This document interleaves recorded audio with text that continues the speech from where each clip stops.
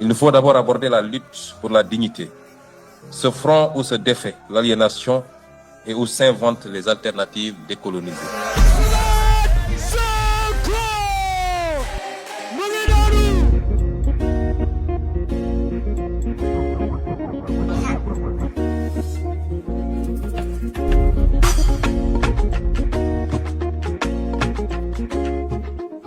Le destin d'un patriote serviteur de l'État.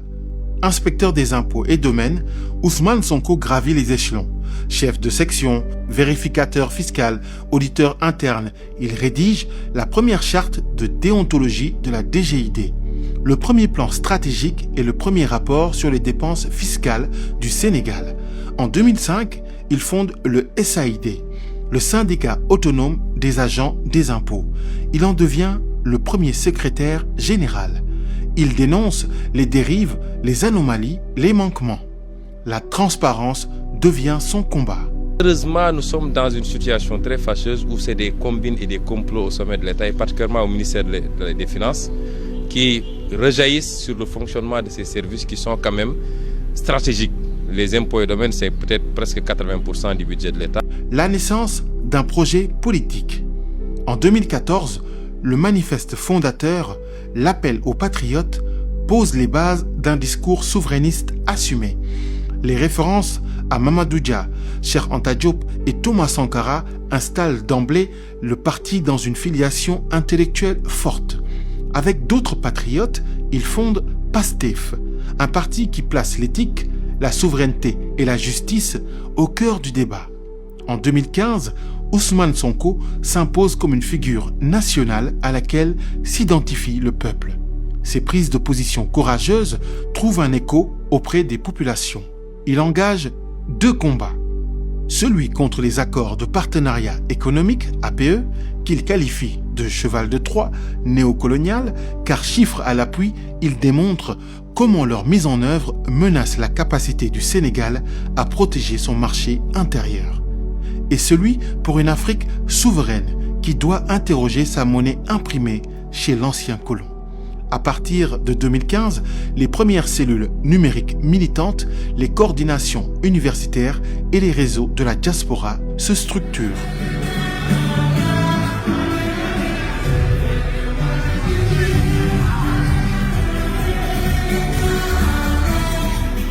La radiation, première tentative de musellement. Même si je faisais l'objet d'une radiation, il ne peut pas gagner. Il a déjà perdu ce combat. Et chaque acte qu'il pose révèle le véritable visage de l'homme. Nous nous battrons pour le principe. Un conseil de discipline va se prononcer. Lui va prendre un décret qu'on peut attaquer en première instance, en appel. Il continue sa lutte pour davantage de transparence dans la gestion des fonds publics et de l'argent du contribuable. Il défend les intérêts nationaux et dénonce les mauvaises politiques publiques. Il s'investit particulièrement dans les questions de transparence et de bonne gouvernance. Sa position radicale et sa lutte contre la prévarication des deniers publics conduisent le pouvoir d'alors à le radier de la fonction publique par décret présidentiel numéro 2016-1239. La Cour suprême que l'ex-inspecteur des impôts et des domaines avait saisi, son recours a été rejeté. Pour rappel, c'est le 26 août 2016 qu'Ousmane Sonko avait été radié de la fonction publique par décret. C'est le début d'une belle histoire, l'histoire de la résistance, l'histoire d'un homme qui a refusé de plier et qui a fait face pour défendre les intérêts du peuple sénégalais. L'ascension politique. En 2017, Ousmane Sonko intensifie la réflexion intellectuelle et la conscientisation des masses.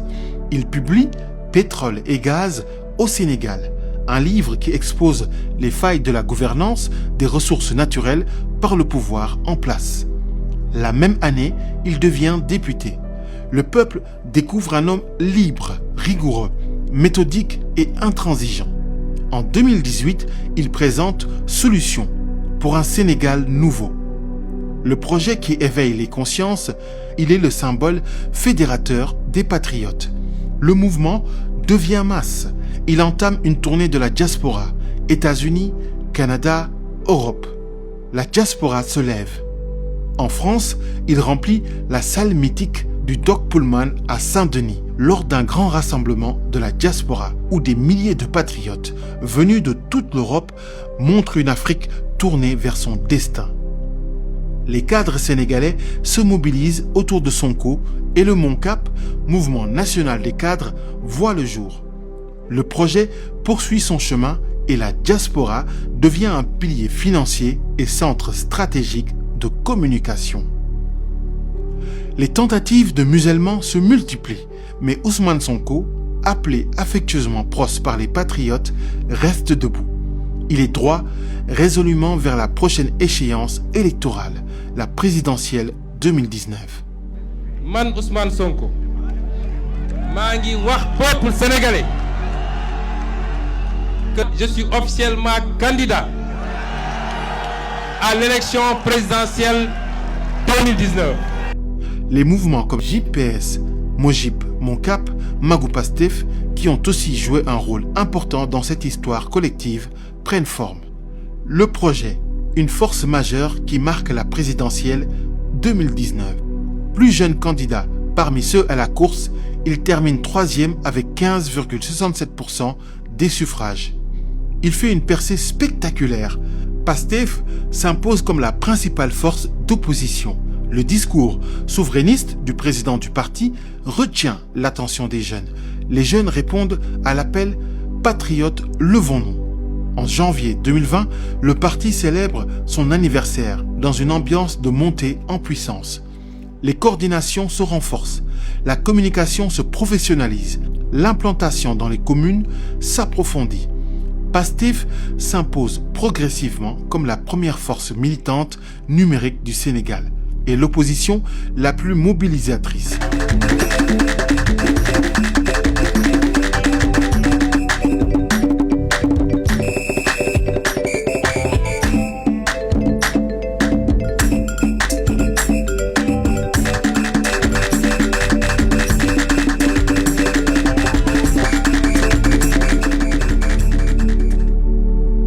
Dakar et Ziguinchor polarisent l'essentiel de l'énergie militante. Les deux villes deviennent le symbole d'une opposition profondément enracinée. 14 structures partageant la même vision fusionnent au sein de Pastef après 2019. La dignité dans l'épreuve. En 2021, Ousmane Sonko, devenu un opposant gênant, fait l'objet d'un complot politique visant à le disqualifier définitivement de toute élection au Sénégal. Il est accusé dans le cadre de ce complot, mais lors du procès, les incohérences apparaissent au grand jour. Son arrestation déclenche des manifestations de grande ampleur dans plusieurs villes du Sénégal.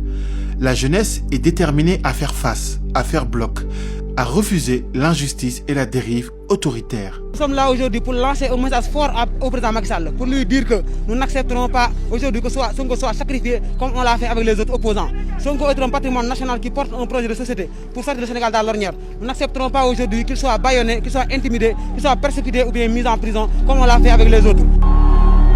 La répression fait plusieurs dizaines de morts, de nombreux blessés et entraîne des arrestations massives qui paralysent partiellement le pays.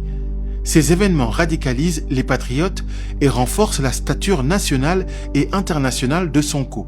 Ce tournant internationalise la crise sénégalaise. Le simulacre de procès révèle des failles, des contradictions. Il met à nu le complot. Le peuple descend dans la rue. Le pays vacille. Les patriotes, à la suite de Pros, évoquent leur droit à la résistance. La dynamique de résistance se transforme en victoire électorale en 2022. Malgré la suppression par le pouvoir de la liste des titulaires qu'il conduisait, Ousmane Sonko bat campagne et crée un fait inédit aux élections législatives, le ballottage des forces à l'Assemblée nationale. Malgré les épreuves et les persécutions qui le poursuivent, Sonko maintient ses activités intellectuelles. En 2022, il coécrit Les territoires du développement et poursuit son combat pour la démocratie. Il se positionne comme le principal rempart contre le projet autoritaire du pouvoir en place.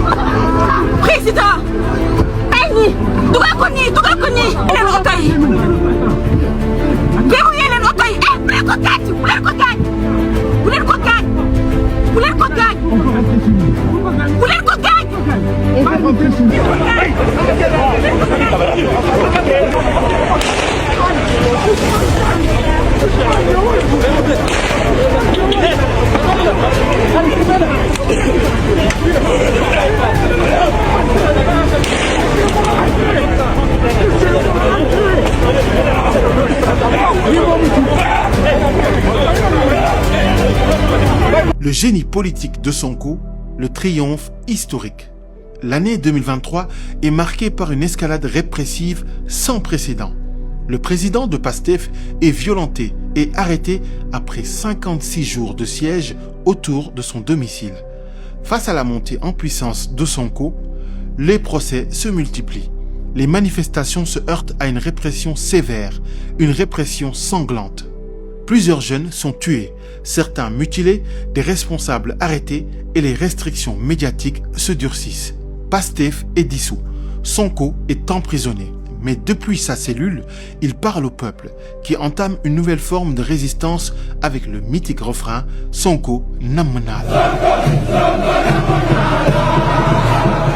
Scandé partout, dans les quartiers, sur les plages, dans la diaspora, le peuple tient debout.